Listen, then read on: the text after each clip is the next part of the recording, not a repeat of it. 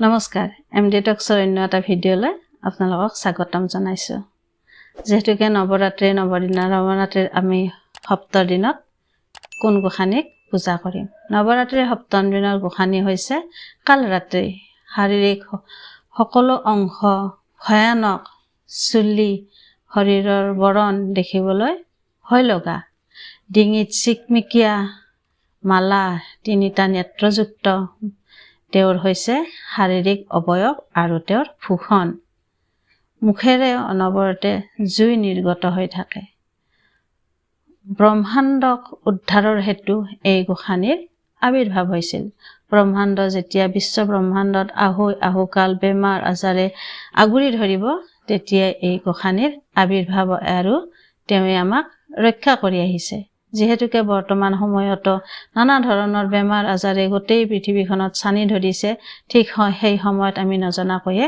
এই কালৰাত্ৰিয়ে আমাক মুক্তি দিছে অৰ্থাৎ চাৰিওফালৰ পৰা আমাক ৰক্ষা কৰিছে দেৱীৰ আবিৰ্ভাৱৰ হেতু এইটো এটা ডাঙৰ কাৰণ বুলি জনবিশ্বাস দেৱীৰ চাৰিখন হাতেৰে ব্ৰহ্মাণ্ডক ৰক্ষা কৰি আহিছে ভক্তই যি মনোকামনা কৰে দেৱীয়ে সকলো মনোকামনা অতি সহজেই পূৰণ কৰে সোঁফালৰ ওপৰ হস্তে বৰমুদ্ৰা তলৰ হস্তে অভয় মুদ্ৰা বাওঁফালৰ ওপৰ হস্তে লোহাৰ কাটা আৰু তলৰ হস্তে খড়গ ধাৰণ কৰিছে অৰ্থাৎ এই অস্ত্ৰ শস্ত্ৰৰে দেৱী সুসজ্জিত হৈ ভক্তক চাৰিওফালৰ পৰা ৰক্ষা কৰিছে শৰীৰ ভয়ংকৰ হলেও কিন্তু তেওঁ সাংঘাতিক শুভংকৰী অৰ্থাৎ তেওঁৰ এনেকুৱা শক্তি আছে যিয়ে যিমান বেয়া অৱস্থালৈ নাযাওক কিয় তেওঁক ৰক্ষা কৰিবই যদিহে আমি এই গোসানীক এই ৰূপত আৰাধনা কৰোঁ ভক্তক চাৰিওফালৰ পৰা নিৰ্ভীক কৰি তোলে অৰ্থলাভ কৰ্মলাভ হোৱাৰ আশীৰ্বাদ দিয়ে অৰ্থাৎ ভক্তই অৰ্থলাভ হ'ব কৰ্মপ্ৰাপ্তি হ'ব এইবিলাক সকলোবিলাক তেওঁৱে আশীৰ্বাদ দিয়ে এই ৰূপত দেৱীক অত্যাধিক শুভ বুলি মনা হৈছে দেৱীক স্মৰণ কৰিলে ব্ৰহ্মাণ্ডৰ সকলো কঠিন কামেই সহজ হৈ পৰে যিমান কঠিন কাম নহলেও আমি যদি তেওঁক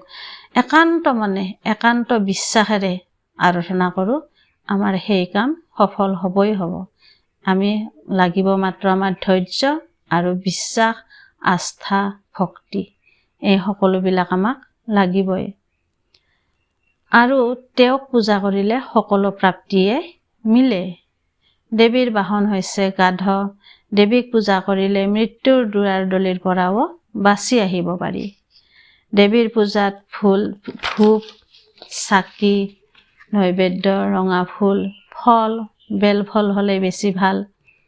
ভোগ অৱশ্যে আগবঢ়াব তেতিয়াহে দেৱী সন্তুষ্ট হ'ব আৰু ভক্তক আশীৰ্বাদ দিব দেৱীৰ এইখিনি হৈছে চমুকৈ কাহিনী বা তেওঁৰ হস্তৰ আৱৰণ বা তেওঁৰ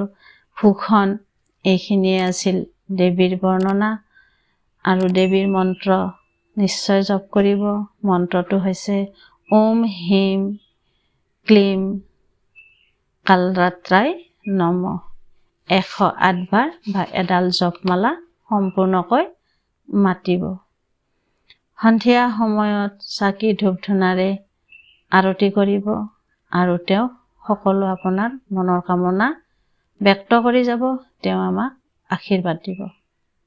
ধন্যবাদ ভিডিঅ'টো এইখিনিয়ে আছিল ভিডিঅ'টো লাইক কৰিব কমেণ্ট কৰিব শ্বেয়াৰ কৰিব আৰু চেনেলটো ছাবস্ক্ৰাইব কৰিব ফেচবুকৰ পেজটো ফ'ল' কৰিব মই অতি সহজকৈ চমুকৈ বৰ্ণনাখিনি টুকিছোঁ আপোনালোকৰ নিশ্চয় উপকাৰত আহিব ধন্যবাদ